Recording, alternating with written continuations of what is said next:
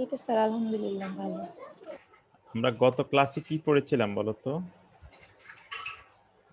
Sir simple regression. Simple রিগ্রেশনের মধ্যে আমরা correlation coefficient নিয়ে আলোচনা করেছিলাম, তাই তো? গত ক্লাসে যা পড়েছিলাম সেখানে স্যার কারো কোনো এই প্রশ্ন? চ্যাপ্টারটা তো দেয়া হয় নাই। স্লাইড দিই নাই না? না স্যার। আচ্ছা, আজকে দিয়ে দিব, অসুবিধা নেই। তো এমনিতে ক্লাসে নিয়ে এগুলো তো বই থেকে হুবাহু, কারো কোনো প্রশ্ন আছে কিনা?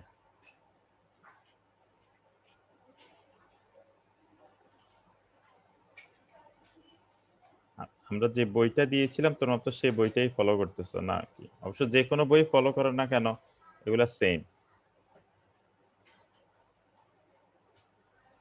তাহলে আজকে আমি একটু স্লাইড শেয়ার দিয়ে দিচ্ছি।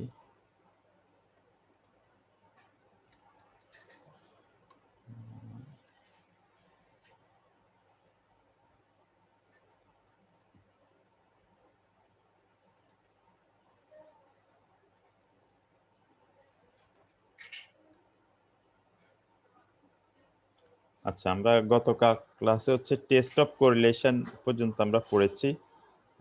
এখানে একটা স্লাইড অ্যাড করেছিলাম, দেখো। যদি আমার নাল হাইপোথিসিস হয়, নাল হাইপোথিসিসটা তো equal, correlation coefficient equal. Alternative যদি লেস দেন হয় তখন আমার এখানে হচ্ছে টেস্ট স্ট্যাটিস্টিক যেটা, সেটা টেস্ট স্ট্যাটিস্টিকটা যদি realize value of test statistics less than tabulated value হয়, সেক্ষেত্রে টেবুলেটেড ভ্যালুটা বের করতে হবে আলফা দিয়ে। আবার যদি গ্রেটার দেন হয় তখন হচ্ছে realize value of test statistics larger than the tabulated value. অর্থাৎ ওয়ান সাইডেড হলে আলফা হবে, আর টু সাইডেড হলে বোথ সাইডই হবে, যেখানে হচ্ছে আলফা বাই টু, যেটা আমরা গত ক্লাসে একটা এক্সাম্পল দেখেছিলাম যে আলফা বাই টু আসলে যে মানটা কোন রিজনের মধ্যে হয়।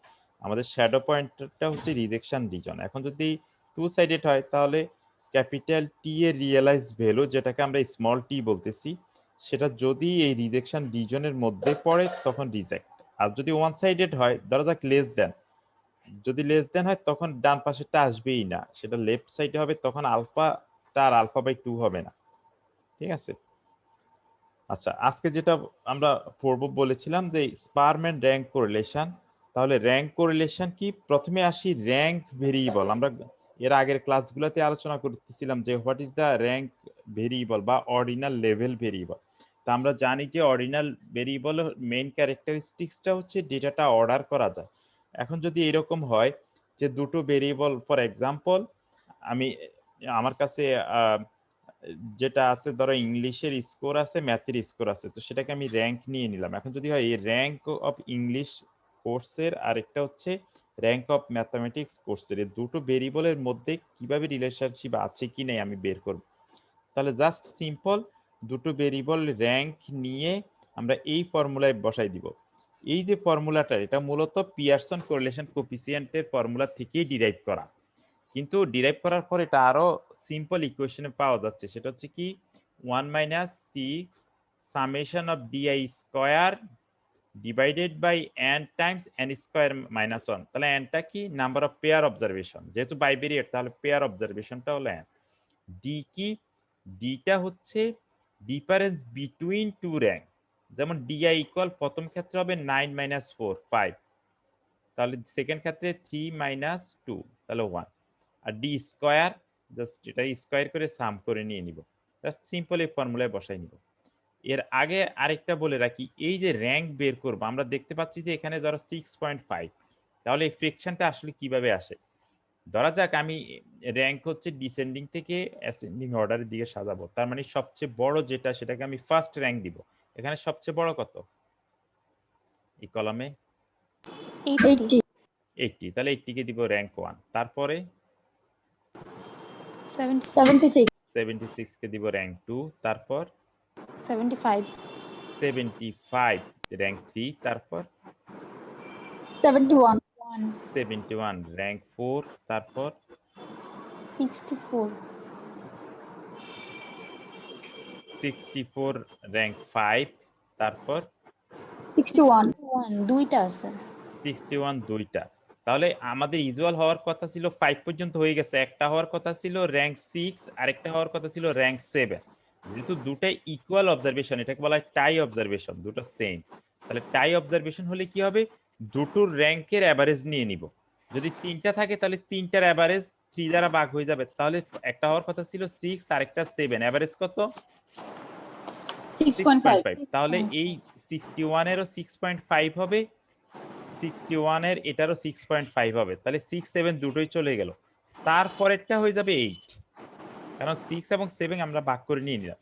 একইভাবে যদি 3টা হয় তাহলে র্যাঙ্ক 3 দ্বারা ভাগ করে 3টাকে অ্যালোকেশন করে দিব। তাহলে আর কোনো প্রশ্ন নাই তো? এখন জাস্ট সিম্পল এক্সপ্রেশন আমি যদি ক্যালকুলেশন বুঝলাম করি স্যার, আমার, ভালো করে। সরি আরেকবার স্যার কি বলেন? এখানে যেটা সবচেয়ে বাদ বড় দিয়ে- সেটার আমরা র্যাঙ্ক 1 দিব। তাহলে আমি এখানে বড়টা করতে করতে আমরা যেটা পাচ্ছি 64 এর জায়গায় হচ্ছে আমরা র্যাঙ্ক 5 নিলাম। তার পরবর্তী ছোট সেটা হয়ে যাওয়ার কথা র্যাঙ্ক 6, তাহলে এটা হয়ে যাওয়ার কথা র্যাঙ্ক 6। কিন্তু দেখা গেল যে 61 র্যাঙ্ক 6 হয়ে যাওয়ার কথা, 61 আরেকটা আছে, একটা হয়ে যাওয়ার কথা র্যাঙ্ক 6, আরেকটা হয়ে যাওয়ার কথা র্যাঙ্ক 7। তারপরে ছোট কত? জি স্যার। তারপর থেকে স্যার 58। তাহলে 58। 58 হয়ে যাওয়ার কথা র্যাঙ্ক 8। এটা নিয়ে কোনো কনফিউশন নাই। এখন প্রশ্ন হচ্ছে 61 হচ্ছে দুটো অবজারভেশন, তাহলে আমি কোনটার র্যাঙ্ক 6 দিব আর কোনটা 7 দিব?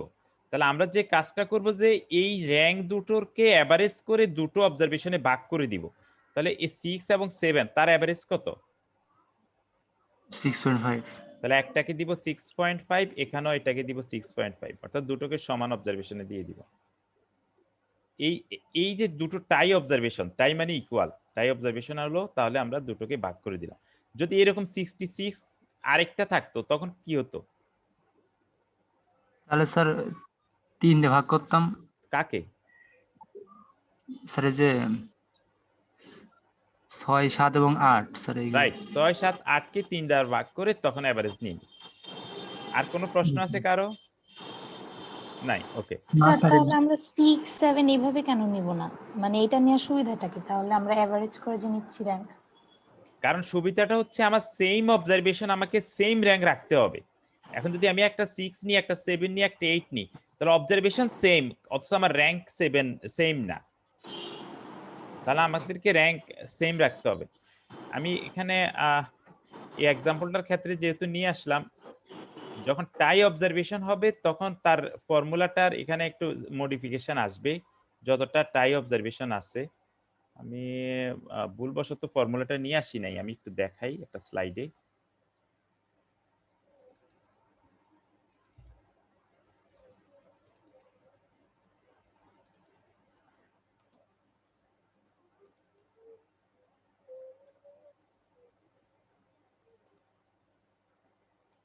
কারণ যখন টাই অবজারভেশন হবে তখন যখন ফর্মুলাটা আমরা বের করব তখন হচ্ছে সেটা কাউন্ট করা লাগবে।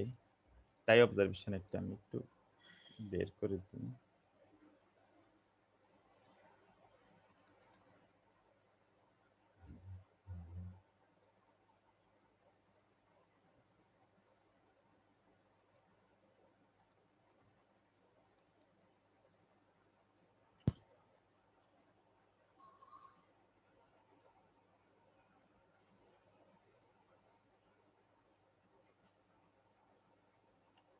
আচ্ছা, মানে ওই ওই পার্টটা ছাড়া তো আর কারো কোনো প্রশ্ন নাই নাকি?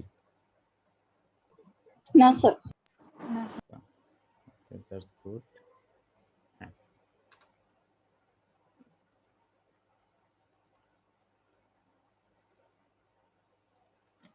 যদি আমি ফর্মুলাটা পরে স্লাইডে আপডেট করে দিব। এই হচ্ছে আমার মানে নেক্সট টাই অবজারভেশনের জন্য এই ফর্মুলাটা।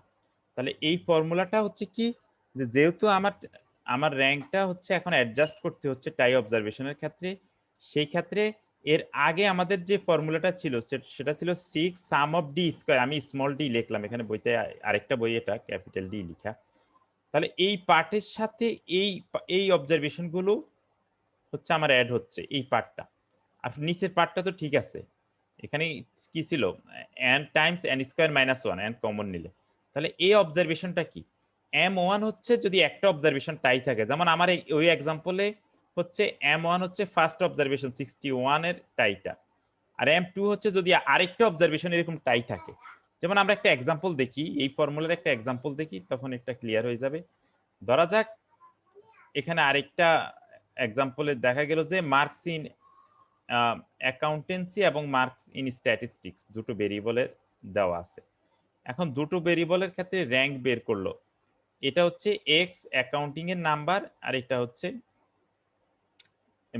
স্ট্যাটিস্টিক্স এর নাম্বার। তাহলে একইভাবে এখানে সর্বোচ্চ কত, এখানে এখানে অবশ্য র্যাঙ্ক হচ্ছে সর্বলোয়েস্ট ভ্যালু থেকে করা হয়েছে। র্যাঙ্ক তুমি লোয়েস্ট থেকে করো আর হচ্ছে হাইয়েস্ট থেকে করো, কোনো অসুবিধা নাই, কিন্তু তোমাকে এক্স যে এরকম করতে হবে ওয়াইও একই রকম করতে হবে। কি ঠিক আছে? তো অ্যাসেন্ডিং অথবা ডিসেন্ডিং তুমি যে কোনো একভাবেই করতে পারো। এখানে সবচেয়ে ছোটটাকে র্যাঙ্ক 1 ধরা হয়েছে এই বইতে। তাহলে এখানে সবচেয়ে ছোট কত আছে? 12 12 ফার্স্ট, 12 সেকেন্ডটা 50 50, থার্ডটা 22টা আছে 22টা আছে। তাহলে এখানে একটা হয়ে যাওয়ার কথা 3 আর একটা হয়ে যাওয়ার কথা 4, তাহলে এভারেজ কত আসবে? 3.5 3.5। আর একইভাবে ওয়াই র্যাঙ্কিং সেম, তাহলে কনফিউশন নাই আমাদের, ঠিক আগের এক্সাম্পলের মতো। তাহলে আমরা জানি যে ডিআইটা কি, যেটা আমাদের ফর্মুলায় ডিআইটা হচ্ছে র্যাঙ্ক দুটো ডিফারেন্স, ডিফারেন্স নিয়ে আর স্কয়ার ওয়াই এর করে। মধ্যে তো মানে ফ্র্যাকশন আকারে নেয় নাই। হ্যাঁ, ওয়াই এর মধ্যেও থাকতে পারে, আমরা সেদিকে যাচ্ছি, আমরা এক্সাম্পল দেখব। তাহলে আমাদের মডিফিকেশন ফর্মুলাটা হচ্ছে এটা, এই ফর্মুলাটা এই যে যেটা আমি বললাম মডিফিকেশন ফর্মুলা, এটা চলে আসবে। তাহলে দেখো এই ফর্মুলায় তোমার m1টা হচ্ছে কতটার টাই অবজারভেশন। আচ্ছা এখানে ওয়াইটাও কিন্তু র্যাঙ্ক, আমরা ওয়াইটাও এখানে টাই আছে অবজারভেশন। দেখো ওয়াই এর সবচেয়ে ছোট অবজারভেশন কোনটা? 10 তারপরেরটা 20 তারপরেরটা 30 তিনটা আছে 30, একটা হয়ে যাওয়ার কথা কত? 3 3, আরেকটা হয়ে যাওয়ার কথা 4 আরেকটা 5 5, 3 4 5, এভারেজ কত? 4 4। এই জন্য দেখো প্রত্যেকটা 3 সামনে 4, এখানে যেহেতু তিনটা ওই জন্য ইন্টিজার পয়েন্ট হয়ে গেছে, এই জন্য আমরা প্রথমে মানে লক্ষ্য করি না। তাহলে কি বুঝতে পারতেছো র্যাঙ্ক কেন 4 হয়েছে তিনটারই? তাহলে আমরা দেখতে পাচ্ছি এখানে এক্স এর 20 হচ্ছে দুটো অবজারভেশন আর ওয়াই এর হচ্ছে দুটো অবজারভেশন, ঠিক আছে? তাহলে আমরা এখন আমরা ফর্মুলায় চলে যাই। তাহলে আমাদের এই যদি ফর্মুলা হয় যেখানে এমটা কি stand for number of item whose rank are common, অর্থাৎ যেটা হচ্ছে টাই অবজারভেশন, যেটা এম, তাহলে আমরা আমাদের m1 এর মান কত, যেটা x এর র্যাঙ্ক, কয়টা পাইছি m1 র্যাঙ্ক? 20 কত ছিল? দুইটা ছিল না? নাম্বার অফ, এই যে দেখো এমটা আমি কি বললাম, নাম্বার অফ কমন অবজারভেশন, এমটা হচ্ছে number, M stands for number of item whose ranks are common, অর্থাৎ যেটা ইকুয়াল র্যাঙ্কিং। তাহলে এখানে ইকুয়াল র্যাঙ্কিং কয়টা অবজারভেশন আছে? দুইটা, তাহলে m1 ইকুয়াল 2। এখানে y এর কয়টা আছে?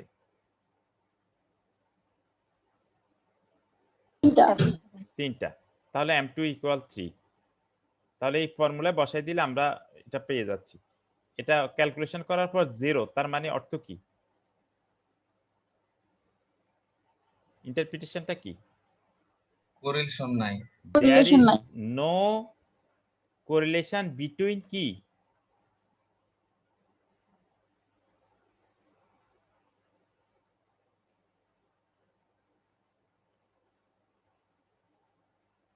Rank correlation between কি? x and y X and Y না rank of X and Y?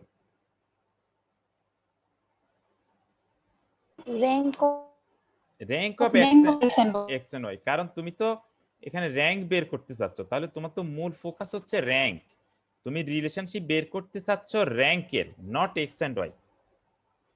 আচ্ছা তাহলে আমরা এবার আমাদের অরিজিনাল স্লাইডে ব্যাক করতেছি, স্লাইডটা দেখতে পাচ্ছ তো না?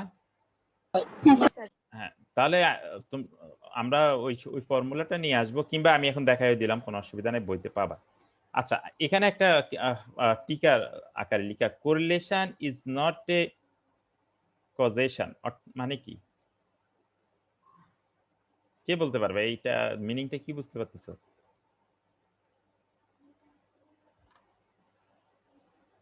অর্থাৎ কোরিলেশন আমরা বলতে চাচ্ছি যে কোরিলেশন দুটো ভেরিয়েবলের রিলেশনশিপ মেজার করে। এখন এখানে বললাম যে কোরিলেশন আসলে কজেশন না, অর্থাৎ রিলেশনশিপ থাকলেই যে একটার জন্য আরেকটা ঘটে সেটা বলা সম্ভব না। যেমন আমরা একটা এক্সাম্পল দেখি, যেমন নিউ ইয়র্কে দেখা গেল যে আইসক্রিমের সেলের সাথে হোমিওসাইড অর্থাৎ যেটা হত্যা করে বা খুন খারাপির সাথে একটা রিলেশনশিপ আছে। এখন এই দুটোর মধ্যে আসলে রিলেশনশিপটা কি রকম, যে আইসক্রিম সেলের সাথে হোমিসাইডের সাথে সম্পর্ক কি? কোরিলেশন বেশি মানে হচ্ছে আমরা বলতে পারবো না যে আইসক্রিম বেশি খাওয়াতে বা বেশি সেল হওয়াতে খুন হচ্ছে বেশি, এটা কি বলা সম্ভব কি না বলো? না স্যার। আচ্ছা, এখানে আসলে কেন প্রবলেমটা হয়েছে কোথায়? আসলে মূলত হচ্ছে, ধরো একটা সানি ডেতে কি হয়, আইসক্রিমের সেল বেশি যায়। সানি ডেতে ধরো সুইমিং এ যায়, সুইমিং গেলে স্বাভাবিকভাবে পানিতে ডুবে মরার চান্স বেশি হবে। কিংবা সানি ডেতে মানুষ বাইরে ঘুরতে যায় বেশি, বাইরে যদি যায় তখন সেখানে হচ্ছে খুন খারাপির সংখ্যা মানে বেড়ে যাবে। তাহলে এই যে আইসক্রিমের চাহিদা বেড়ে যাবে বা সেল বেশি হবে, এবং এই যে হোমিওসাইড সেটাও বেড়ে যাবে, এই দুটোর পিছনের কারণ কিন্তু সেম, সানি ডেজ। এখন যদি আমি এই দুটো ভেরিয়েবলের মধ্যে রিলেশনশিপ বের করি, তার মানে হচ্ছে আমার এই রিলেশনশিপের আসলে ইনকারেক্ট। তাহলে কারেক্ট কি, তার পিছনে বিহাইন্ড আমাকে আরেকটা ভেরিয়েবল আছে বা অন্য আরো মানে অনেক ভেরিয়েবল থাকতে পারে যেগুলা বিহাইন্ড হিসেবে কাজ করে। ঠিক আছে? আচ্ছা, আমি একটা কল রিসিভ করি। হ্যালো, আসসালামু আলাইকুম স্যার।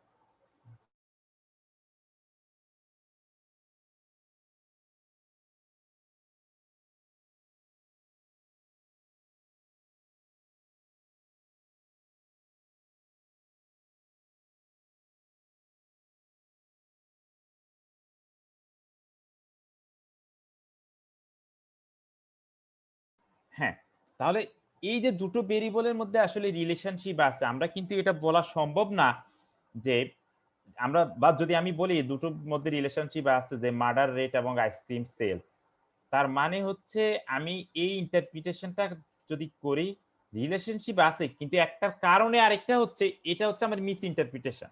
তাহলে আমাদেরকে পিছনের এই ভেরিয়েবলগুলো আইডেন্টিফাই করা লাগতেছে। আরেকটা হচ্ছে, এই যে ধরো আমার যে পিছনের ভেরিয়েবলগুলো আমি বললাম আইডেন্টিফাই করলাম, এখানে কি আদৌ একটা ভেরিয়েবল আরেকটার সাথে আমরা কোরিলেশনে বলছি রিলেশনশিপ আছে কি নাই, আমি কি এটা বলা সম্ভব যে একটা ভেরিয়েবল আরেকটার উপর কতটুকু নির্ভর করে, কিংবা কে না কার উপর নির্ভর করে, এটা কি বলা সম্ভব? এখানে তো দুইটাই না, স্যার। Independent variable. আমরা এখানে দুটাই ইন্ডিপেন্ডেন্ট কোনোটাই বলি নাই, আমরা দুটোই জাস্ট একটা জেনারেল ভেরিয়েবল নিলাম। ধরা যাক আমি ম্যাথ স্কোর নিলাম আর স্ট্যাটিস্টিক্স স্কোর নিলাম, আমার কি এটা বলা সম্ভব যে ম্যাথে স্কোর যদি বেশি পায় সেই স্ট্যাটিস্টিক্সে স্কোর বেশি পাবে? বলা সম্ভব না স্যার। আমরা জাস্ট বলতে পারি যে রিলেশনশিপ বিটুইন টু ভেরিয়েবল। কিংবা এটা কি বলা সম্ভব যে যে ম্যাথের স্কোর বৃদ্ধি কি পরিমাণ পেলে আমার স্ট্যাটিস্টিক্সের স্কোর কি পরিমাণ বেশি পাবে? কিংবা আমি যদি এক্সাম্পলটা একটু অন্য এক্সাম্পল দিই, যে আমার ইনকাম সাথে আমি কোরিলেশন দিয়ে হচ্ছে ইনকাম এবং সেভিংস এর একটা কোরিলেশন পাবো। এখন ইনকাম যদি বাড়ে আমার সেভিংসটা কি পরিমাণ বাড়বে, এটা কি বলা সম্ভব? না। না, তার মানে হচ্ছে আমার স্কেটার ডায়াগ্রামের যে ডিসঅ্যাডভান্টেজ, স্কেটার ডায়াগ্রামটা কি দিচ্ছে আমার, আর অসুবিধাটা কি গত ক্লাসে পড়াইছি। এক্স্যাক্টলি তো কোনো কিছু বলা যাবে না এখানে। Scatter diagram just display relationship between two variables, it does একটা নট ধারণা প্রোভাইড দিতে পারে। Magnitude value of the relationship. তাহলে এটার জন্য আমি কি করতেছি? Correlation analysis, right? এখন কোরিলেশন অ্যানালাইসিসে আমার আবার হচ্ছে just provide the magnitude value of relationship and also nature of the relationship, because আমরা বলতে পারতেছি যে এটা নেগেটিভ ওটা পজিটিভ এবং সে রিলেশনশিপের মান কতটুকু সেটাও আমি বলতে পারতেছি, এটা উইক না স্ট্রং না পারফেক্ট, কিন্তু আমরা এটা বলতে পারতেছি না যে রিলেশনশিপের মধ্যে একটার কারণে আরেকটা হচ্ছে কজেশন, এটা আমি বলতে পারতেছি না। আবার কে কার উপর নির্ভর করে এটাও বলতে পারতেছি না। ধরো এক্স এবং ওয়াই, আমরা সাধারণত এক্স কে বলি ইন্ডিপেন্ডেন্ট, ওয়াই কে বলি ডিপেন্ডেন্ট। এই যে ডিপেন্ডেন্ট ভেরিয়েবল ওয়াই এক্স এর উপর কতটুকু নির্ভর করে, এক্স ধরো আমার ইনকাম যদি 1000 টাকা বেড়ে যায়, আমার সেভিংস ওয়াই কতটুকু বাড়বে কিংবা কমবে আমার সেটা কোরিলেশন দ্বারা বলা সম্ভব না, যার জন্য আমাদের নতুন আরেকটি স্ট্যাটিস্টিক্যাল টার্ম পড়তে হচ্ছে বা স্ট্যাটিস্টিক্যাল টুলস পড়তে হচ্ছে, যেটা এই প্রবলেমগুলো সলভ করবে, যার নাম হচ্ছে রিগ্রেশন অ্যানালাইসিস। তাহলে আমি যদি বলি যে what do you mean by regression analysis, তাহলে সিম্পলি বলি যে কি regression analysis build a function or map of independent variables to predict dependent variable. তার মানে আমি ইন্ডিপেন্ডেন্ট ভেরিয়েবল দ্বারা, দেখ আমি এতক্ষণ একটার কথা বললাম কোরিলেশনের ক্ষেত্রে, আমি শুধু ইনকামের কথা বললাম আর সেভিংস এর সাথে। এখন দেখো সেভিংস কিন্তু শুধু ইনকামের উপর নির্ভর করে না, আর কিসের উপর নির্ভর করে বলতো?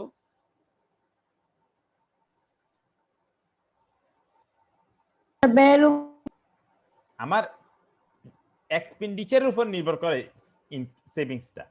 আর কিসের উপর? হয়তো number of family member, number of family income, বা তোমার রেসিডেন্স এরিয়া, তুমি কি রুরালে থাকো না আরবানে থাকো, অনেকগুলা ভেরিয়েবল উপর নির্ভর করে।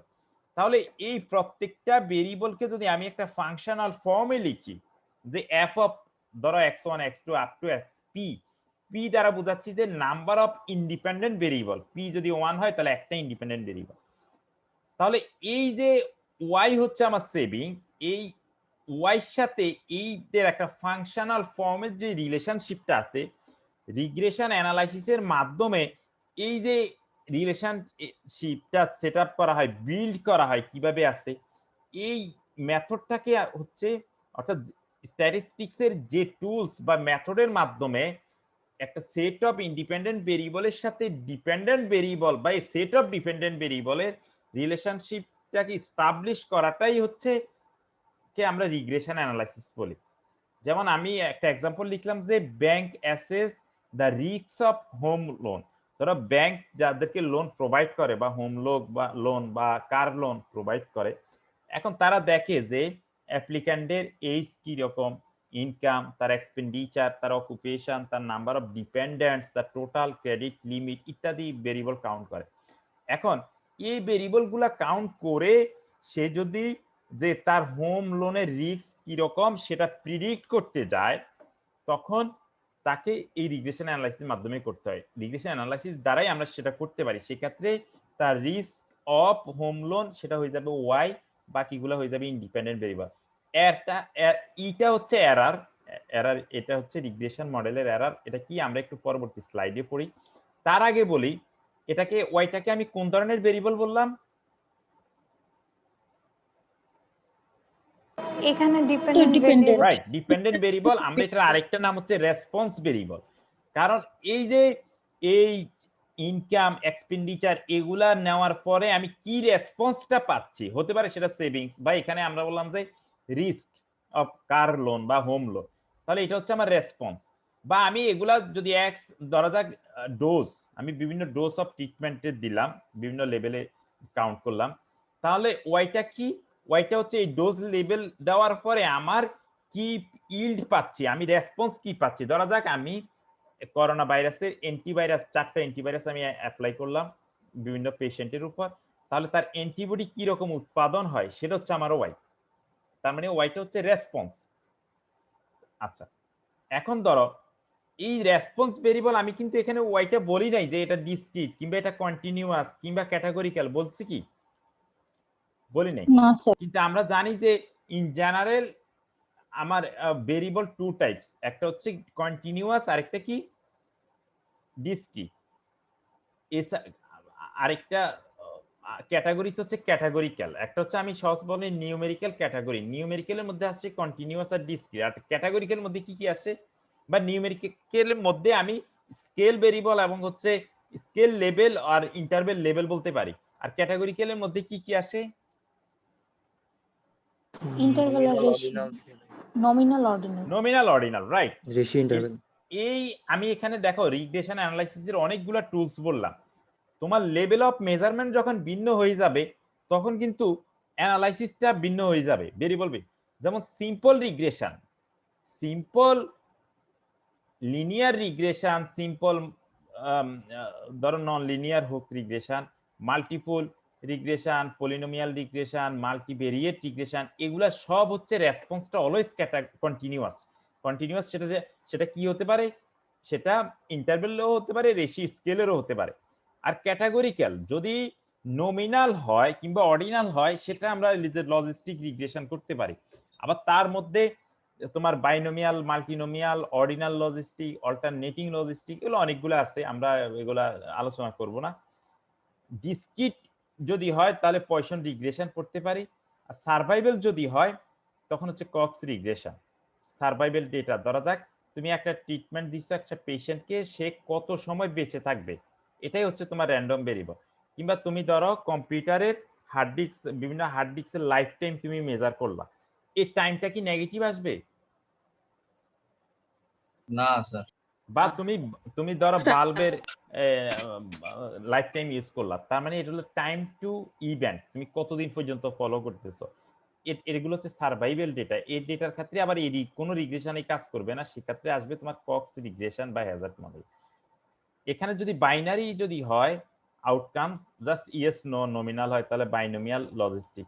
যদি মাল্টি ক্যাটাগরিক্যাল হয় তাহলে হচ্ছে মাল্টিনোমিয়াল লজিস্টিক। যদি অর্ডিনাল ক্যাটাগরি হয় দেন আমি বললাম যে গুড অর ব্যাড, জাস্ট দুটো রেসপন্স, তার মানে তুমি এখানে অর্ডিনাল মোর দ্যান টু হতে পারে, গুড, বেটার, বেস্ট হতে পারে, তাহলে হবে অর্ডিনাল লজিস্টিক। যদি এরকম হয় যে binary logistic but correlated data, তখন সেটা হয়ে যাবে অল্টারনেটিং লজিস্টিক। বা আরো রিগ্রেশন আছে যেটা তোমাদের মানে এগুলোর দরকার নেই, এগুলো স্ট্যাটিস্টিক্সের এক একটা মডেলই এক একটা কোর্স। যেমন এই যে রিজ রিগ্রেশন একটা কোর্স, বেজিয়ান রিগ্রেশন একটা course, non parametric, generalized linear regression model, প্রত্যেকটা এক একটা কোর্স। যাই হোক, আমরা এখানে এই দুটো আলোচনা করব, simple linear regression, multiple regression. লিনিয়ারই আমরা আলোচনা করব। তাহলে আমাদের এখানে মেইন অ্যাজাম্পশন কি, রেসপন্স ভেরিয়েবলটা কি হবে? কন্টিনিউয়াস। কন্টিনিউয়াস।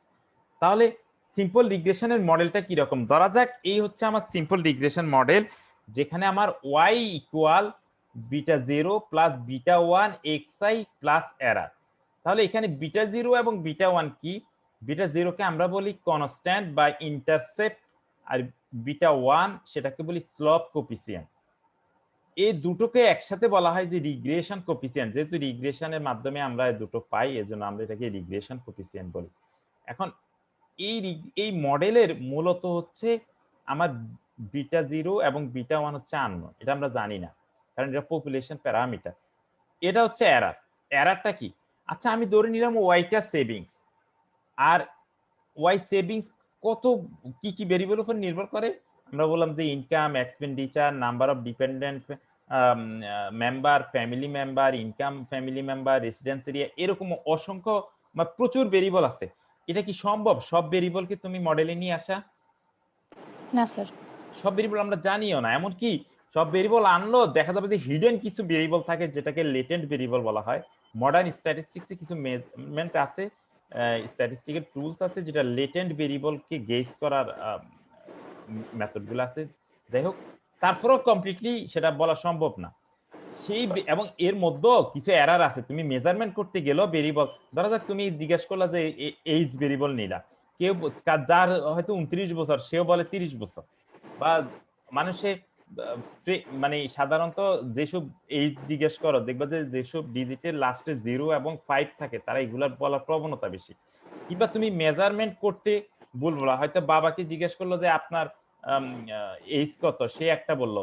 তুমি যদি তার সন্তানদেরকে বলা হয় তোমার বাবার এইজ কত, সন্তান স্বাভাবিকভাবে তোমাকে যদি আমি এই জিজ্ঞেস করি তোমার এইজ কত, তুমি যেটা রেসপন্স করবা তোমার বাবা মা যেটা বলবে সবসময় কি একই হবে? না। যদি শিক্ষিত পরিবার থাকে হয়তো তার সার্টিফিকেটে লেখা থাকে, তারা এক্স্যাক্টলি জানে। কিন্তু গ্রামের অনেকেই তো তার এক্সাক্ট নিজের এইজটাও জানে না। অনেকের আবার সার্টিফিকেট এইজ ভিন্ন, অরিজিনাল এইজ ভিন্ন, মানে কি বলে বার্থ সার্টিফিকেট ডেট ভিন্ন, বার্থ ডেট ভিন্ন, তাহলে এইজও ডিফারেন্ট হয়ে যায়। এখন এক একজন জিজ্ঞেস করলে এক একজনের রেসপন্স আসবে। তার মানে কি মেজারমেন্টে একটা এরর হতে পারে, নন মেজারমেন্ট এরর হতে পারে। এই সব এরর আমার চলে যাচ্ছে ইর মধ্যে, অর্থাৎ ওয়াই ইকুয়াল আমি এত এই ভেরিয়েবল গুলো দ্বারা কমপ্লিটলি এক্সপ্লেইন করতে পারি না, বাকি পার্টটা কি দ্বারা আমি ধরে নিচ্ছি এরর। কি বুঝতে পারতেছ তো? তাহলে জি এই স্যার। এররটা কি আমার নোন না আননোন? আননোন। আননোন। আর বিটা 0 বিটা 1 এটা কি নোন না আননোন? সো এটা তো বের করতে হবে না। এটা প্যারামিটার, প্যারামিটার মানে অলওয়েজ আননোন। আমি আমার কাছে কি আছে, আমার কাছে সেভিংস এর ডেটা আছে, আর ধরা যাক এখানে আমি একটা ভেরিয়েবল নিলাম, ইনকামের ডেটা আছে, আর কিছু নাই, সেভিংস এবং ইনকাম। ধরা যাক তোমাদের এখানে তোমাদের ক্লাসে 70 জন স্টুডেন্ট আছে, আমি 70 জনকে জিজ্ঞেস করলাম তোমার ফ্যামিলির ইনকাম কত আর এক্সপেন্ডিচার কত, সেভিংস কত, তাহলে আমি ওয়াই এবং এক্স পাচ্ছি। তাহলে এই বাকিগুলো আমার নাই। তাহলে আমি আমার মূল কাজ হচ্ছে বিটা 0 এবং হচ্ছে বিটা 1 এস্টিমেট করা। এমন ভাবে এস্টিমেট করতে হবে যেন এই এররটা মিনিমাইজ হয়। ক্লিয়ার? তাহলে বিটা 0 বিটা 1 কিভাবে এস্টিমেট করবা, মেইন অবজেক্টিভ কি? এমন ভাবে মেশার করতে হবে যাতে হচ্ছে এই ইরোডটা 0 হয়। এক্স্যাক্টলি 0 হবে না, মিনিমাইজ হয় যতটুকু সম্ভব। যদি 0 হয় দ্যাটস ফাইন। আচ্ছা, তাহলে এই যে বললাম এমন ভাবে এস্টিমেট করতে হবে, তাহলে নিশ্চয়ই তার কিছু মেথড আছে যেটাকে আমরা বলি estimation method. Estimation method already তোমরা পড়ে আসছো, কি কি বলো তো, দুই চারটা বলো না। Maximum likelihood estimation, method of movement, right. basis station. আচ্ছা, এগুলা হচ্ছে আমরা ইউনিভেরিয়েটের ক্ষেত্রে পড়াইছি, এগুলা বাইভেরিয়েটের ক্ষেত্রে পড়ানো যায়। তো এই দুটো তো তুমি বলে ফেলছো। আরেকটা বলি যে ordinary least square method. Ordinary least square এটা আরো সহজ, রিগ্রেশনের ক্ষেত্রে সবচেয়ে বেশি ইউজ হয়। আচ্ছা, ধরে নিলাম এই b0 তুমি ডেটা থেকে যেটা পাচ্ছ এটাকে বলা এস্টিমেটেড ভ্যালু। কি বলা হয়? Estimated value. ধরে নিলাম সেই মানটা, সেটা একটা নিউমেরিক্যাল মান হতে পারে।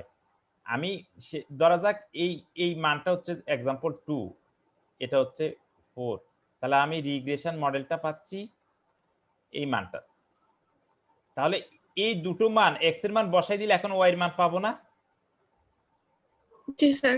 এই মানটা হচ্ছে আমরা হেড দিয়ে লিখি, অর্থাৎ এস্টিমেটেড, বা এটা আরেকটা নাম হলো প্রিডিক্টেড। প্রিডিক্টেড অবজারভেশন বা এস্টিমেটেড অবজারভেশন। এরর গেল কই?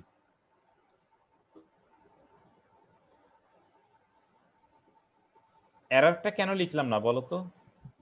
স্যার ওই যে আগেই তো বলা হয়েছে স্যার, এমন ভাবে এস্টিমেট করা হবে যাতে এররটা সর্বনিম্ন হয়।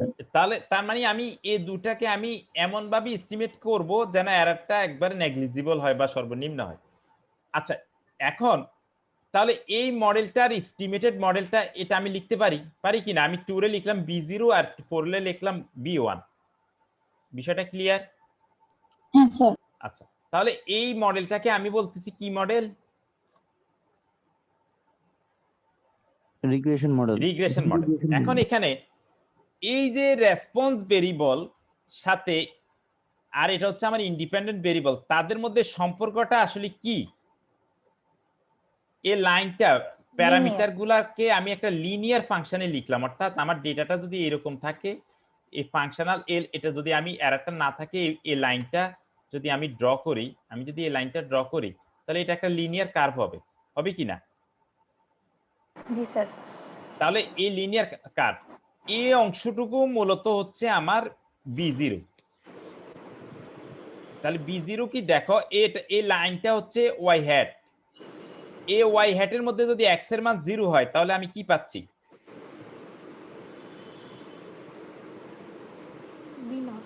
b হ্যাট সমান B কত? naught। b not. তার মানে এই অংশটুকু, তার মানে শুধু এই অংশটুকু, ঠিক আছে? আর তাহলে এই যে b1টা হচ্ছে লাইনটার আসলে স্লোপ। স্লোপটা কি রকম হয় তোমরা এটা ইন্টারমিডিয়েটও পড়ছো, tan থিটা দিয়ে আসবে স্লোপ। আচ্ছা, তাহলে প্রশ্ন আসতে পারে আমার ওয়াইটা কোথায়? মনে করে এই অবজারভেশন, তাহলে এটা হচ্ছে অ্যাকচুয়াল ওয়াই। এটা কি? Actual Y. তাহলে আর ওয়াই হ্যাট কোথায়? এই ধরা যাক এটা হচ্ছে আমার এক্স এক্স আই এর জন্য আমার অবজারভেশন হচ্ছে ওয়াই আই, কিন্তু আমি এটাকে আমি এস্টিমেট করতেছি এ পয়েন্টে। তোমরা পয়েন্টটা দেখতে পাচ্ছ কিনা? হ্যাঁ জি স্যার। জি স্যার। তাহলে এই পয়েন্টে হচ্ছে আমার ওয়াই আই হ্যাট। এ ওয়াই হ্যাট কার জন্য? এক্স আই এর জন্য। তাহলে এররটা কি? এররটা হচ্ছে এই পার্টটাই আসলে এরর। আমি এটাকে যদি আমি ইআই দিই, অর্থাৎ এস্টিমেটেড অফ এররটা, এটাকে আমি ইআই দিলাম। কি কারো সমস্যা বুঝতে অসুবিধা আছে কোনটা এররটা আসলে? স্যার এরর পার্টটা আরেকবার একটু বলেন। এররটা simply minimization simply difference between yi minus y hat, কারণ এই যে মডেলের এই পার্টটাই তো আমার হচ্ছে y hat। তাহলে এই মডেলের এই পার্টই তো আমার y hat নাকি? জি স্যার। কারণ বিটা জিরোকে তো আমি মূলত হচ্ছে ধরো বিটা জিরোকে আমি যদি বিটা জিরো হ্যাট দিই, আর এটাকে হ্যাট মানে এস্টিমেটেড, আমি যদি এখানে দিই আর এক্স আই লিখি, তাহলে আমি তো এটাকে আমি বি জিরো লিখলাম, আর বিটা ওয়ান হ্যাটকে আমি লিখলাম হচ্ছে বি ওয়ান। তাহলে এই যে দুটো ডিফারেন্সটা, এই যে দুটো ডিফারেন্সটা সেটাই মূলত হচ্ছে আমার কি এরর। ঠিক আছে? আচ্ছা, এখন এখানে আরেকটু কনসেপ্ট একটু ক্লিয়ার করা দরকার। আমি লিখলাম যে এটা যেহেতু লিনিয়ার, এই জন্য আমি এটাকে লিখলাম লিনিয়ার মডেল। আরেকটা লিনিয়ার মডেল হচ্ছে যে প্যারামিটার গুলা কোনো স্কয়ার থাকবে না, কিছু থাকবে না, এবং ভেরিয়েবল গুলা কোনো স্কয়ার নাই, কিউব নাই। ধরো ভেরিয়েবলটা আমি স্কয়ার দিয়ে দিলাম, তখন লাইনটা কি লিনিয়ার হবে? তখন হয়তো আমি গ্রাফে যদি এক্স স্কয়ার হয়, তখন লাইনটা হয়তো কার্ভে লিনিয়ার হয়ে যাবে। ঠিক আছে? তাহলে জি এই স্যার। যে যদি ভেরিয়েবল গুলার স্কয়ার বা এরকম পাওয়ার যদি কোনো কিছু না থাকে, আমি সেটাকে আসলে হচ্ছে আমার এই পার্টটা হচ্ছে আমার কি লিনিয়ার ফাংশন, এই জন্য আমি লিনিয়ার বলি। আরেকটা হচ্ছে আমি লিখলাম মিন রিগ্রেশন। মূলত আমি আসলে এক্স এর পরিবর্তে সাথে সাথে এভারেজ অফ ওয়াই এর কি মানটা পরিবর্তন হয় আমি সেটা বের করতে চাচ্ছি এক্স এর পরিবর্তনের সাথে সাথে। তার মানে আমার এক্স আইটা এখানে আসলে ফিক্সড। এক্স এর বিভিন্ন মানের জন্য আমার এই মানটা কি রকম পরিবর্তন হয় এটা আমি বের করতে চাচ্ছি, আর এটাই আসলে হচ্ছে আমার ওয়াই হ্যাট। যদি আমার এটা অবজেক্টিভস হয়, তখন আমার এই মডেলটাকে আমি বলবো মিন রিগ্রেশন মডেল। যদি এমন হয় আমার এখানে যদি এক্সপেকটেশন না হয়ে, ধরো আমি মিডিয়ান বললাম, median of Y I given X I, আমি যদি এই লাইনটা বের করতে যাই, তখন আমার মূলত ওয়াই হ্যাটটা কি হবে? তখন মিডিয়ান রিগ্রেশন মডেল। তাহলে আমি ওয়াই হ্যাট এখানে আমি মিন রিগ্রেশন। এখন তুমি যত বইতে পাবা মিন কথাটা লেখা নাই, কারণ আগের রিগ্রেশন বলতে আমরা আসলে মিন রিগ্রেশনই বুঝি। যেমন এভারেজ বলতে আমরা অ্যারিথমেটিক মিনই বুঝি, কিন্তু আমরা তো আসলে জিওমেট্রিক মিন, হারমোনিক মিন পড়ে আসছো না তোমরা ফার্স্ট ইয়ারে? কিন্তু আমরা তো সবসময় মিন বলতে অ্যারিথমেটিক মিন বলি। ঠিক একইভাবে অ্যাজ ইউজুয়াল রিগ্রেশন বলতে আমরা আসলে মিন রিগ্রেশনই বুঝি। এই জন্য বইতে দেখবা যে লিনিয়ার রিগ্রেশন মডেল আছে, মিন কথাটা উজ্জ্বল। এই কারণে আমরা এখানে দেখো যে মানে লিনিয়ার রিগ্রেশন বললাম। তাহলে আমি এখানে ওয়াই হ্যাট আসলে কার এস্টিমেট? ওয়াই আই নাকি expectation of Y I given X I? Average of Y I যদি মিন রিগ্রেশন। এখন আমি যদি পরীক্ষা দিই, ধরো এমসিকিউ দিলাম, আমার মডেল এটা, এখানে ওয়াই আই কার এস্টিমেট, তখন যদি আমি হয়তো এখানে ওয়াই আই দিলাম, ওয়াই আই হচ্ছে ইন্ডিভিজুয়াল। ধরা যাক ইন্ডিভিজুয়াল কি, আমি ধরো তোমাকে আর কি এক্সপ্লেইন করি। ধরা যাক আমার এখানে এক্স ওয়ান এর ইনকাম, ধরা যাক এটা 10,000, একটা ফ্যামিলির মান্থলি ইনকাম 10,000। তাহলে এইরকম তুমি যদি মানে অনেকগুলা ডাটা পাও, ধরা যাক তুমি 50টা ডাটা নিছো, সবার ফ্যামিলি ইনকাম 10,000 x1, কিন্তু তাদের সেভিংস কি সেম হবে? না স্যার। তাদের সেভিংস সেম, কারো সেভিংস হবে এখানে, কারো এখানে, কারো এখানে, কিন্তু তাদের এভারেজ পয়েন্টটা হবে মাঝখানে। তাহলে আমি যদি শুধু ওয়াই আই বলি, তার মানে এখানে যে কোনো মান হতে পারে। আর যদি আমি এভারেজ অফ ওয়াই বলি, তার মানে শুধু average of Y I given কোন ভ্যালুর জন্য, এক্স আই এর জন্য, বা আমার এখানে এক্স ওয়ান এর জন্য। ইন্টারপ্রিটেশন ক্লিয়ার সবার? আচ্ছা, তাহলে স্যার। আমরা একটু পরবর্তী ইন্টারপ্রিটেশনে চলে যাই। তাহলে এই যে আমি যেটা বললাম যে ওয়াই, তাহলে যদি এক্স এর মান 0 হয় তাহলে আমার মডেলে বিটা 1 যেটা সেটাই মূলত হচ্ছে আমার b0। তার মানে b0 ইন্টারসেপ্টের ইন্টারপ্রিটেশনটা হচ্ছে কি, যে যে intercept equal the average value of y when x equal 0। তাহলে b1 এর ইন্টারপ্রিটেশনটা কি? b1 এর ইন্টারপ্রিটেশনটা হচ্ছে it shows the amount of change y had for a change 1 unit of x। x এর 1 ইউনিট বৃদ্ধির সাথে সাথে y এর কি পরিমাণ বৃদ্ধি পায় সেটাই হচ্ছে আমার কি b1। ধরা যাক আমার y hat পাচ্ছ এখানে ধরো 2 প্লাস 3x, ঠিক আছে। এখন ধরো আমি এখানে y hat দিলাম আর এখানে ধরো x দিলাম।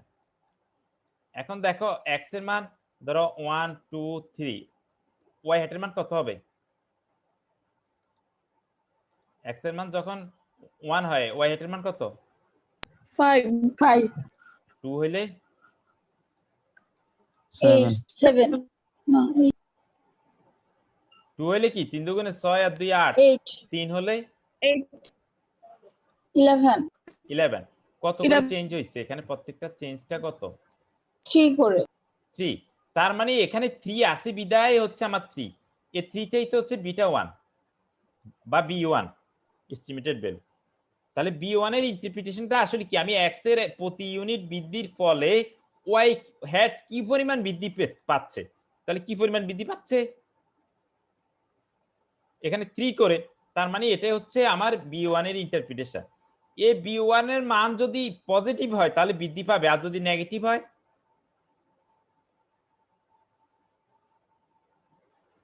এটা যদি পজিটিভ হয় তখন দেখছো বাড়ছে, যদি এখানে নেগেটিভ হতো তাহলে কি হতো? কমতো না? হ্যাঁ স্যার কমতো কমতো। তার মানে হচ্ছে পজিটিভ ভ্যালু b1 ইন্ডিকেটস দা পজিটিভ রিলেশনশিপ, মানে একটার সাথে আরেকটা বাড়তেছে, আর নেগেটিভ হলে ইন্ডিকেট দা নেগেটিভ রিলেশনশিপ। তার মানে b1 এর সাথে কোরিলেশনের একটা সম্পর্ক আছে, কি আছে কিনা? এই যে b1 এর যে সাইনটা হবে সেটাই মূলত কোরিলেশনের সাইনটা হবে, ঠিক আছে। কিভাবে সম্পর্ক আছে আমরা আরেকটু বলবো একটু পরে। তাহলে এটা হচ্ছে এই যে স্লপ, যে পজিটিভ হলে ইনক্রিজিং হবে, নেগেটিভ হলে কি রকম হবে, আর যখন x এর মান 0 হবে তার মানে স্লপ 0, তাহলে শুধু এটা ইন্টারসেপ্টেড লাইন। তাহলে এই কথাগুলো আমি বলে ফেলছি যে আমার মডেল এটা হচ্ছে মিন রিগ্রেশন, দুটো আননোন প্যারামিটার, আমার কাছে একটা স্যাম্পল আছে, স্যাম্পল থেকে আমি b1 এবং b2 এমন ভাবে এস্টিমেট করব, তারা হচ্ছে আমার বিটা 0 এবং বিটা 1, এই তাদের দুটো মান এমন ভাবে এস্টিমেট করব যাতে আমার এররটা মিনিমাইজ হবে, এবং এটা হচ্ছে আমার মিন রিগ্রেশন মডেল হবে, যেখানে b0 এবং b1 হচ্ছে আমার স্যাম্পল স্ট্যাটিস্টিক। কেন স্যাম্পল? কারণ এই দুটো আমি এস্টিমেট করছি বেসড অন এই স্যাম্পল। তার মানে b0 এবং b1 আমার কার উপর নির্ভর করে? স্যাম্পলের উপর। যদি স্যাম্পল আলাদা হয়ে যায় মানটা আলাদা হয়ে যাবে না? হ্যাঁ স্যার তার মানে এরা হচ্ছে স্ট্যাটিস্টিক, মানে কি এটা র্যান্ডম ভেরিয়েবল, এরা চেঞ্জ, স্যাম্পল চেঞ্জ, এই মানগুলো চেঞ্জ। কিন্তু তোমার এই যে পপুলেশন লাইন এটা তো চেঞ্জ নেই, এটা তো কোনো স্যাম্পলের নেই, এটা হলো পপুলেশনের মডেল। এই জন্য এই আমরা কিছুক্ষণ পরে b0 b1 এর ডিস্ট্রিবিউশন পড়বো, যেহেতু এটা র্যান্ডম ভেরিয়েবল, এবং এটা আমরা টেস্ট করবো, ওই যে কোরিলেশন যেরকম টেস্ট করছি আমরা এটারও টেস্ট করবো। আচ্ছা, এগুলো আমি বলে ফেলছি যে আমরা এই যেমন হচ্ছে আমার এখন আমরা বললাম যে আমরা মেথডটা এস্টিমেট করব কি, আমরা বিটা 0 এবং বিটা 1 এমন ভাবে এস্টিমেট করব যেন এররটা কি হয়, 0 কাছাকাছি মিনিমাইজ হয়। যেমন এটা হচ্ছে আমার y2 আর এটা হচ্ছে এস্টিমেটেড y2, তাহলে এররটা কি এটা হবে না? হ্যাঁ স্যার এরকম আইথ অবজারভেশনের জন্য প্রত্যেকটা এররকে যদি আমি সাম করি, তার মানে মূলত আমি আমার যদি এই রকম হয়, আমার এই যে এপসিলন আই এটা সাম স্কয়ার, অর্থাৎ সাম অফ সমস্ত এরর স্কয়ার, এটাকে আমি এভাবে লিখতে পারি। এটা যদি মিনিমাইজ করে যদি আমি বিটা 0 এবং বিটা 1 এস্টিমেট করি, সেই মেথডটার নাম হচ্ছে লিস্ট স্কয়ার মেথড। তাহলে লিস্ট স্কয়ার মেথডটা কি? Minimisation of some square of error. এখন সাম স্কয়ার অফ এরর সেটা কি, এই যে ডিসটেন্সটা এটা কি ভার্টিক্যাল ডিসটেন্স নাকি হরিজন্টাল ডিসটেন্স? হরিজন্টাল। ওয়াই অ্যাক্সিসের দিকে ডিসটেন্সটা কি ভার্টিক্যাল ডিসটেন্স না? ভার্টিক্যাল। তার মানে ভার্টিক্যাল ডিসটেন্স কার vertical? Actual value of Y এবং প্রিডিক্টেড ভ্যালু অফ ওয়াই, এই দুটো ডিসটেন্সটাই হচ্ছে আমি sum square of vertical distance between Y and actual Y and predicted Y, এটা মিনিমাইজ করা। তার মানে এটা হচ্ছে আমার এস্টিমেট করা। আমি এই লাইনটা কি, এই কথাটাকে আমি রিপ্লেস করে লিখতে পারি, এটা লিখতে পারি কিনা? আমি এমন ভাবে এস্টিমেট করব b0 এবং β1 যেটা আমার এই ফাংশনটা মিনিমাইজ হয়। এই ফাংশনটা কি স্কয়ার ফাংশন না? তাহলে একটা ফাংশন মিনিমাইজেশন আমি ম্যাক্সিমাম লাইকলিহুড যেভাবে করছি সেভাবে দেখাইছি। মিনিমাইজেশন কিভাবে করা হয় তার সাপেক্ষে ডিফারেন্সিয়েট করে ইকুয়াল 0 বসানো হয়, কি ঠিক কি না? জি স্যার। যদি হয় তখন হচ্ছে সেটা 0 হয়ে যাবে। এখন এখানে একটু ক্যালকুলেশন করলে আমি ডিটেইলস লিখে দিছি, b0 এর মান এটা পাবা আর হচ্ছে b1 এর মান এটা পাবা। কিভাবে আসে আমার ক্যালকুলেশন লেখা আছে, যেহেতু তোমরা এগুলো ফার্স্ট ইয়ার পড়ছো আমি এখন একটু স্কিপ করে যাব কারণ মডেলটা আমি খুব ভালো করে এক্সপ্লেইন করছি সময় নিয়ে। তাহলে আমি এই দুটো মান পাবো। মূলত এই দুটো আমার আসলে কি, এটারে আমরা কি দ্বারা প্রকাশ করলাম? এটা হলো b0 আর এটা কি b1। আমি ইচ্ছা করলে এটাকে আমি বিটা 0 হ্যাটও দিতে পারতাম, একই মিনিং, জাস্ট সিম্পলিফিকেশন। আমরা একটাকে লিখলাম হচ্ছে b0 আর একটা লিখলাম b1। এটাকে আমরা কোরিলেশনের ফর্মুলা লিখতে পারি। কোরিলেশন অ্যানালাইসিসের ফর্মুলার সাথে এটা মিল আছে না? আমরা এটাকে কোরিলেশনের ফর্মুলা লিখতে পারি, এটা হচ্ছে ভেরিয়েন্স। একটু ক্যালকুলেশন করলে হবে। আমরা একটা एग्जांपल দেখি। এখানে স্লাইডটা কি দেখা যাচ্ছে পুরোটা ডেটাটা? আচ্ছা এটা আমি ঠিক করে নেব। না স্যার। আচ্ছা ধরা যাক এটা আমরা ওই কোরিলেশনের যে एग्जांपलটা দেখলাম, এটা নাম্বার অফ সেলস আর একটা হচ্ছে মানে নাম্বার অফ কল সেলের জন্য ধরো ফোনে, আর এটা হচ্ছে নাম্বার অফ সেল। এটা আমরা কোরিলেশন কিন্তু বের করছি এর আগে, কোরিলেশন যখন পড়াইছি। এখন আমি variance standard division of Y standard division of X বের করলে আমি এখানে মানটা পেয়ে যাচ্ছি। জাস্ট আমরা এই ফর্মুলা ইউজ করলাম, বা তুমি এটাও ইউজ করতে পারো। তাহলে ঠিক একই ভাবে এই ইউজ করলাম। তার মানে আমার ওয়াই হ্যাট হচ্ছে এটা, এর মান আমরা পাচ্ছি এই মানটা। এ বলতে আমরা ওই যে বিটা 0 যেটা বললাম এখানে, এ বলতে আসলে মূলত হচ্ছে ওই যে বিটা 0, আমরা এটাই তো প্রকাশ করছি এখানে, তাই না? আমাদের ইকুয়েশনে জাস্ট হচ্ছে বই থেকে পিকচার নিছি তো, বইতে যেভাবে লেখা আছে। তাহলে এটা হচ্ছে আমার b0 আর এটা হচ্ছে কি b1। তাহলে এই দুটা। এখন x এর মান যদি আমি এখানে বসাই দিই, ধর x এর মান 20, তাহলে আমি y হ্যাট এর মান পাবো না? জি স্যার। কিবা x এর মান যদি আমি 22 দিই y হ্যাট মান পাবো। তার মানে কি রিগ্রেশন অ্যানালাইসিসে আমরা প্রিডিক্ট করি। তাহলে এটা হচ্ছে আমাদের একটা রিগ্রেশন ইকুয়েশনের ফার্স্ট, যদি আমাকে প্রিডিকশন করতে বলা হয় ফার্স্ট স্টেপটা হচ্ছে কি আমাকে প্যারামিটার দুটো নির্ণয় করা, সেকেন্ড স্টেপটা হচ্ছে x এর মান বের করে আমাকে y এর মানটা প্রিডিক্ট করা। এখন যদি আমি পরীক্ষায় প্রশ্ন করি যে একটা ডেটা দিই, বলি যে find the regression line and estimate the value of the number of copy sold for 20 number of sale call. তার মানে x এর মান 20 এর জন্য আমি y এর মান বের করতে চাচ্ছি, তাহলে বের করতে পারবা। আচ্ছা এই রকম x এর ওই y এর মান তোমার অ্যাকচুয়াল দেওয়া আছে, তুমি x এর মানও অ্যাকচুয়াল দেওয়া আছে, তুমি x এর মান যদি এই মডেলে বসাও তাহলে y এর প্রত্যেকটা মান পাবা না? x এর প্রত্যেকটা মানের জন্য পাবা কিনা? জি x স্যার। এর প্রত্যেকটা মানের জন্য y এর প্রত্যেকটা মান পাবা। এখানে ইকুয়েশনটা দেখানো হয়েছে, এটা আমি একটু স্কিপ করি। তাহলে তোমার অ্যাকচুয়াল y আছে আর y হ্যাট পাবা, অ্যাকচুয়াল y আছে আর y হ্যাট পাবা x এর মান নিয়ে, দুইটা ডিফারেন্স নিয়ে স্কয়ার করে যদি সাম করো তাহলে সাম অফ এটা আসলে কি y আর y হ্যাট, এটা কি এরর না? হ্যাঁ স্যার এরর।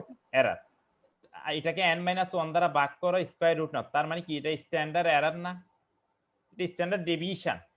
কার স্ট্যান্ডার্ড ডেভিয়েশন? y হ্যাটটা হচ্ছে কি regression line, estimated regression line. এটার আরেকটা নাম হচ্ছে standard error of the estimate বা standard error of the regression line.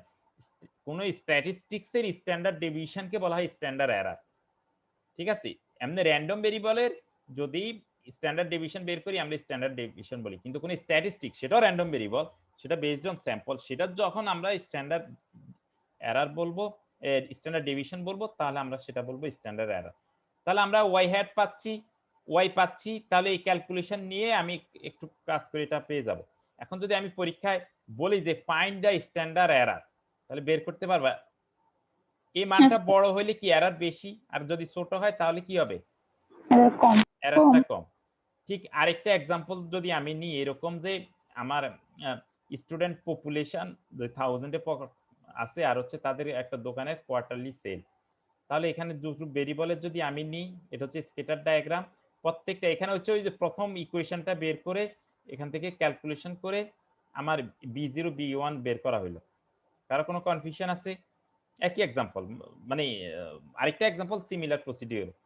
তাহলে আমি এখান থেকে b0 b পাচ্ছি, এখানে x এর মান বসাইয়া আমি মানে আমার কি বলে স্ট্যান্ডার্ড এরর বের করতে পারি, বিটা 0 বিটা 1 সবকিছু বের করতে পারি। এখন আমরা যেটা বলবো coefficient of determination. Coefficient of ডিটারমিনেশনটা কি? Simply formula 1 minus sum square of error divided by sum square of total. Sum square error কোনটা, যেটা তোমরা কিছুক্ষণ আগে দেখে আসছো, কি সাম স্কয়ার অফ এরর, এটার আরেকটা নাম হচ্ছে সাম স্কয়ার অফ রেসিডুয়াল। এস্টিমেটেড এররের নাম হচ্ছে রেসিডুয়াল। যে যখন এটা এপসাইলন থাকে তখন এটাকে আমরা এরর বলি, এটাকে যখন এস্টিমেটেড হয় বা এটা কি বলে কিংবা এটারে এস্টিমেটেড যদি বলি এটার আরেকটা নাম হচ্ছে রেসিডুয়াল। তাহলে আমি এটাকে বলতে পারি সাম স্কয়ার অফ রেসিডুয়াল, কিংবা এটাকে বলতে পারি এরর সাম স্কয়ার কিংবা রেসিডুয়াল সাম স্কয়ার। এটা অনেকগুলো নাম, এক এক বইতে হয়তো এক এক নাম লিখে। আর সাম স্কয়ার অফ টোটাল কত? জাস্ট ওয়াই এর ভেরিয়েন্সের উপরের পার্টটা, সাম of Y minus y bar, অর্থাৎ টোটাল যেটা ভেরিয়েশন আমার ওয়াই যা আছে সেটার এভারেজ বাদ দিয়ে যেটার স্কয়ার করে সাম নিলে ভেরিয়েশন। তাহলে এখানে এই অংশটুকু হচ্ছে কি আমার, এটা হচ্ছে টোটাল ভেরিয়েশন। আর এররটা মানে কি, যতটুকু আমার মডেলে এরর রয়ে গেছে আনএক্সপ্লেইনড পার্ট, তাহলে 1 থেকে বিয়োগ করলে পুরোটা এই যে কোফিসিয়েন্ট অফ ডিটারমিনেশন এটাকে প্রকাশ করা হয় ক্যাপিটাল আর দিয়ে, ক্যাপিটাল আর স্কয়ার দিয়ে। তাহলে আমার আমার টোটাল ভেরিয়েশন হচ্ছে সাম স্কয়ার অফ টোটাল ভেরিয়েশন, যেটা হচ্ছে আমার এটা। এই পার্টটাকে আমার বলছি দুটো পার্ট, একটা হচ্ছে সাম স্কয়ার অফ এক্সপ্লেইন, মডেল দ্বারা কতটুকু এক্সপ্লেইন হয়। মনে আছে কি না, আমরা ওয়াই হ্যাট ইকুয়াল লিখলাম যে এই যে beta 0 plus beta 1 x plus error.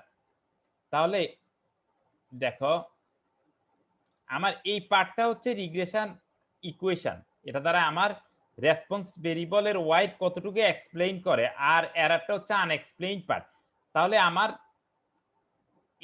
Total যদি আমি সাম স্কয়ার অফ টোটাল দিই ওয়াই এর variation minus sum square of এররটা নিই, তাহলে কি হবে আমার বাকি থাকলো কি উপরে টোটাল ভেরিয়েশন আর total unexplained part, sum square of unexplained যেটা এরর বলতেছি। তাহলে আর বাকি কি থাকলো? টোটাল ভেরিয়েশন থেকে আনএক্সপ্লেইন পার্ট বাদ দিলে কি এক্সপ্লেইন পার্ট থাকে না? হ্যাঁ স্যার। এটারে আমরা এভাবে লিখতে পারি। এখন দেখো আর স্কয়ারের মান যদি 95 ধরো 90.9027 আসে, তার মানে হচ্ছে আমার রিগ্রেশন এই মডেল দ্বারা 90% অফ টোটাল ভেরিয়েশন ওয়াই এর এক্সপ্লেইন করে, কারণ এই এক্সপ্লেইন পার্টটা থাকতেছে, এক্সপ্লেইন করতেছে কে? এই মডেল দ্বারা। তাহলে আনএক্সপ্লেইন পার্ট কতটুকু? 90% যদি ধরো এক্সপ্লেইন করে, আনএক্সপ্লেইন পার্ট কতটুকু? ওই যে 100 থেকে এটা বিয়োগ দিলে আনএক্সপ্লেইন পার্ট 9.something। তাহলে কোফিসিয়েন্ট অফ ডিটারমিনেশন আসলে দ্বারা আমি আরেকটা বুঝতেছি, goodness of fit of the regression line. একটা লাইন রিগ্রেশন লাইন কতটা ভালো সেটা আমি বুঝতে পারি। তাহলে আমি যদি পরীক্ষায় দিই discuss the goodness of fit of regression line, তার মানে আমি কি চাচ্ছি অ্যান্সার আসলে কোফিসিয়েন্ট অফ ডিটারমিনেশন বের করে এটার ইন্টারপ্রিটেশন চাচ্ছি। ক্লিয়ার সবাই? এগুলো প্রত্যেকটা ক্যালকুলেশন আগে দেখেছি, জাস্ট ফর্মুলা। আমি বলছিলাম যে বিটা 1 এর সাথে আর এর একটা সম্পর্ক আছে, সেই সম্পর্কটা কি? জাস্ট হচ্ছে সাইন অফ এটা square root of coefficient of determination, সেটা ফর্মুলা তো তুমি এখানে পেয়ে যাচ্ছ। তো এখান থেকে যদি স্কয়ার রুট করো তাহলে তুমি কোরিলেশন পাচ্ছ। তার মানে কোরিলেশন আমরা এর আগে যেটা পড়ছি সেটা কিন্তু আমরা রিগ্রেশন থেকেও পাই যাই, এখানে যেহেতু দুটো ভেরিয়েবল এক্স ওয়াই নিচ্ছি। স্যার আমাদের এরপরে ক্লাস আছে তো, একটু তাড়াতাড়ি শেষ করুন। হ্যাঁ আমি একটু দ্রুত যাচ্ছি, এখানে ইন্টারপ্রিটেশনটা লিখে আছে, আমি এটা একটু স্কেপ করি। আর স্কয়ারের মান অলওয়েজ পজিটিভ। আর স্কয়ার তুমি ভেরিয়েবল যদি আর মডেলে বাড়াও তাহলে হচ্ছে তোমাদের ক্লাস 11টা থেকে না, সরি তোমাদের ক্লাস কয়টা থেকে? নেক্সট ক্লাস 10:30 থেকে 11টা 12টা থেকে না তোমাদের ক্লাস? স্যার কিন্তু লিংক দিয়ে দিছে, আমাদেরকে একটু আগেই জয়েন করতে হয়। হ্যাঁ আচ্ছা অসুবিধা নেই। এখন আর স্কয়ারের যেটা হয় যে ভেরিয়েবল যদি বাড়ানো থাকে তাহলে আর স্কয়ারের মানটা ক্রমান্বয়ে বেড়ে যায়, কিন্তু একটা মডেলে যদি আমার ভেরিয়েবলের কোনো কন্ট্রিবিউশন না থাকে, ধরো আমি বললাম যে নাম্বার অফ ফ্যামিলি মেম্বার, এটার সাথে আসলে সেভিংস এর কোনো মানে যদি ইমপ্যাক্ট না থাকে আর স্কয়ারের মান কিন্তু বেড়ে যায়। তাহলে আমি বললাম যে আর স্কয়ারটা goodness of fit of the model, মডেলের ভালো, মডেলটা কতটুকু ভালো সেটা মেজার করে। তার মানে একটা ভেরিয়েবল যদি আমি বাড়াই তাহলে এই মডেলটা আমার আর স্কয়ারের মানটা অলওয়েজ বেড়ে যাবে, কিন্তু মডেলে যদি এই ভেরিয়েবলটার কোনো কন্ট্রিবিউশন না থাকে তাহলে আমার আর স্কয়ারের মান কমা উচিত ছিল, তাহলে আমি বুঝতে পারতাম যে আমার ভেরিয়েবলের ইফেক্ট আছে কি নাই। কিন্তু আর স্কয়ার সেটা করতেছে না, আর স্কয়ার মান অলওয়েজ পজিটিভ। সেটার জন্য আমরা আর স্কয়ারের একটা মডিফিকেশন আছে যেটাকে আমরা বলি অ্যাডজাস্টেড আর স্কয়ার। ফর্মুলাটা জাস্ট আর স্কয়ারের সাথে একটা মডিফিকেশন, সেখানে এটা হচ্ছে আসলে পেনাল্টি টার্ম। তো পেনাল্টি টার্মের যেটা কাজটা হচ্ছে কি, যে যখন একটা মডেলে নাম্বার অফ পি তো ইন্ডিপেন্ডেন্ট ভেরিয়েবল বা এক্স, নাম্বার অফ এক্স, সেটা যদি বেড়ে যায় তাহলে এই পেনাল্টি টার্মের মান বেড়ে যাবে। সেই ক্ষেত্রে যেটা এই যে 1 মাইনাস আর স্কয়ার মান সেটা কমে যাবে। তার মানে হচ্ছে এই 1 মাইনাস আর স্কয়ার মান আর পেনাল্টি হলো ট্রেড অফ, একটা বাড়বে আর একটা কমবে। সুতরাং যদি একটা ভেরিয়েবলের যদি মডেলে ইমপ্যাক্ট হয় তাহলে আর এই যে আর বার স্কয়ার বা অ্যাডজাস্টেড আর স্কয়ার মান বাড়বে, যদি ভেরিয়েবলের কোনো ইমপ্যাক্ট না থাকে সেই মানটা কমবে। ইন্টারপ্রিটেশন আর স্কয়ার অ্যাডজাস্টেড আর স্কয়ার সেম, অ্যাজাম্পশন নিয়ে আমি অন্যদিন আলোচনা করব। আমি একটু লাস্ট দুটো পয়েন্ট একটু আলোচনা করে শেষ করি, এগুলো আমি এই মুহূর্তে আলোচনা করতেছি না। হ্যাঁ, আমরা কনফিডেন্স ইন্টারভ্যাল পড়াইছি না তোমাদের? হ্যাঁ স্যার। কনফিডেন্স জি, স্যার। ইন্টারভ্যাল, এখন যদি ধরা যাক আমার এইরকম ডেটা আছে, এরকম ডেটা আছে, ধরো এই ডেটাটার ক্ষেত্রে আমি একটা রিগ্রেশন লাইন ফিট করলাম। এখন আমরা রিগ্রেশন এই লাইনটার কনফিডেন্স ইন্টারভ্যাল বের করতে চাই। এই লাইনটা কি, এই লাইনটাকে আমরা কি প্রকাশ করলাম? ওয়াই হ্যাট দিয়ে। তাহলে এই একটা রিগ্রেশন লাইনের কনফিডেন্স ইন্টারভ্যাল কি রকম হবে? তারা আমরা জানি কি কনফিডেন্স ইন্টারভ্যাল বের করার ফর্মুলা কি? মেইন ফর্মুলা কি কে বলতে পারবে? ধরা যাক থিটা, থিটার কি theta hat plus minus T অথবা Z standard error divided by standard deviation by standard error of theta hat. এটা কি না? এটা আমাদের মেইন হ্যাঁ, স্যার। ফর্মুলা ছিল না? তোমাদের মনে আছে? হ্যাঁ স্যার। কনফিডেন্স ইন্টারভ্যাল যখন আমি পড়াইছিলাম বা চ্যাপ্টার 9-এ। তাহলে দেখো, তাহলে আমাদের দরকার কত? আমাদের এখানে থিটা হ্যাট মানে কি? থিটা হ্যাটটা কি আসলে এখানে? ওয়াই হ্যাট না? হ্যাঁ sir, Y hat. Y hat, এটারই তো আমি কনফিডেন্স ইন্টারভ্যাল বের করতে চাচ্ছি। টি আলফা বাই 2 আমি কোথায় পাবো? ডিস্ট্রিবিউশন টেবিল থেকে। ডিস্ট্রিবিউশন থেকে। গুড। স্ট্যান্ডার্ড এরর লাগবে আমার ওয়াই হ্যাটের, তাহলে ওয়াই হ্যাটের স্ট্যান্ডার্ড লাগবে। আচ্ছা, ওয়াই হ্যাটটা আমার কার এস্টিমেট বলো তো? এক্সপেকটেশন ভ্যালু অফ কার? Y. Y divided by X. সাধারণত এটা যেহেতু র্যান্ডম হইলে আমরা ক্যাপিটাল ওয়াই লিখি, এটা হচ্ছে এক্সপেক্টেড ভ্যালু। তাহলে আমি এখন যেটা কনফিডেন্স ইন্টারভ্যাল, তাহলে কার? এক্সপেকটেশন অফ ওয়াই অর্থাৎ এভারেজ ভ্যালু অফ ওয়াই। তাহলে এটা যদি আমি কনফিডেন্স লিখি, আমার স্ট্যান্ডার্ড এররের ফর্মুলা হচ্ছে এই ফর্মুলা। ঠিক আছে? ধরা যাক নতুন একটা অবজারভেশন এক্স স্টার আসলো, নতুন একটা অবজারভেশন, ধরা যাক ইনকাম, নতুন অবজারভেশন, তার ইনকাম 15,000। এখন বললো যে তার ইনকাম যদি 15,000 হয়, এভারেজ সেভিংস কত হবে? তাহলে আমি স্ট্যান্ডার্ড এরর বের করব, তার স্ট্যান্ডার্ড ডেভিয়েশন বের করব। সেখান থেকে আমি এই ফর্মুলার মাধ্যমে হচ্ছে সিম্পলি এই ফর্মুলার মাধ্যমে আমি কনফিডেন্স ইন্টারভ্যাল বের করতে পারবো। সবাই ক্লিয়ার? যে এক্সাম্পলটা দেখানো হয়েছে সেই এক্সাম্পলে বের করা হয়েছে। তাহলে জি স্যার। যে আমি যে এটা ইকুয়েশনটা পাবো সেটা আসলে এইরকম, প্রত্যেকটা পয়েন্টে এক্স এর প্রত্যেকটা মানের জন্য ওয়াই হ্যাট পাবো প্রত্যেকটা, তাহলে প্রত্যেকটা পয়েন্টে আমি এরকম পাবো। এখন যদি আরেকটা যদি বলা হয় প্রিডিকশন ইন্টারভ্যাল, যেটা এখানে আমি শেষ করব। প্রিডিকশন ইন্টারভ্যাল, প্রিডিকশন ইন্টারভ্যালটা হচ্ছে, ধরা যাক আমি এটা হচ্ছে আমার hat average value of Y, এটাকে আমি ওয়াই হ্যাট বলতেছি। এখন আমার এই এক্স এর ধরা যাক নতুন একটা অবজারভেশন এক্স স্টার ভ্যালুর জন্য আমি এভারেজ অফ ওয়াই না বের করতে চাই, আমি চাই শুধু ওয়াই হ্যাট পার্টিকুলার একটা ভ্যালু, যে একজন ব্যক্তির যে আমার নতুন একটা অবজারভেশন আসলো সেটা এক্স স্টার, এই এক্স স্টারের ধরা যাক সে তার ইনকাম 15,000। এখন আমি জানতে চাই তার 15,000 ইনকাম হলে আগামী মাসে তার সেল কত হবে, তার সেল, একজনের cell, not average of all. এখানে যত আসবে সবার আমি এভারেজ জানতে চাই না, আমি একজনের জানতে চাই, সেটাকে আমরা বলি প্রিডিকশন ইন্টারভেল। তাহলে এই ক্ষেত্রে আমার ওই যে এরারটা আছে সেটার সাথে এটা যোগ হয়ে যাবে, এটা আমি পরবর্তী ক্লাসে আলোচনা করব। জাস্ট এখানে বলে রাখি প্রিডিকশন ইন্টারভেলের আমার তাহলে ফর্মুলাটা হচ্ছে এটা স্ট্যান্ডার্ড ডেভিয়েশনের। এই ফর্মুলাটা যখন হবে সেই ক্ষেত্রে আমার বাকিটা সেম, আমার ফর্মুলাটা হচ্ছে প্রিডিকশন ইন্টারভেলের ওই যে বললাম ওয়াই, তখন যেটা নতুন অবজারভেশনের এস্টিমেট, এই জন্য আমরা ওয়াই স্টার বলছি। কার জন্য? এক্স স্টারের জন্য। টিটা আসবে আমার টি টেবিল থেকে আর স্ট্যান্ডার্ড ডেভিয়েশন আসবে। তাহলে স্ট্যান্ডার্ড ডেভিয়েশন ওই ফর্মুলার মাধ্যমে আমি পেয়ে যাব, সে এখানে বসাই দিলে আমি ক্যালকুলেশন করতে পারবো। এরকম প্রত্যেকটা যদি আমি বের করি প্রত্যেকটা। এখন দেখতে পাচ্ছ কিনা কনফিডেন্স ইন্টারভ্যাল অফ মিনেরটা বড় না প্রিডিকশন ইন্টারভ্যালটা বড়? কি প্রিডিকশন ইন্টারভ্যালটা বড় না? কারণ এটাতে ওয়াইডার, এটা হচ্ছে কনফিডেন্স ইন্টারভ্যাল অফ মিন, যেটা হচ্ছে এই যে confidence interval of mean of Y, আর এটা হচ্ছে কি ইন্ডিভিজুয়াল অফ ওয়াই। কারণ গেল কখন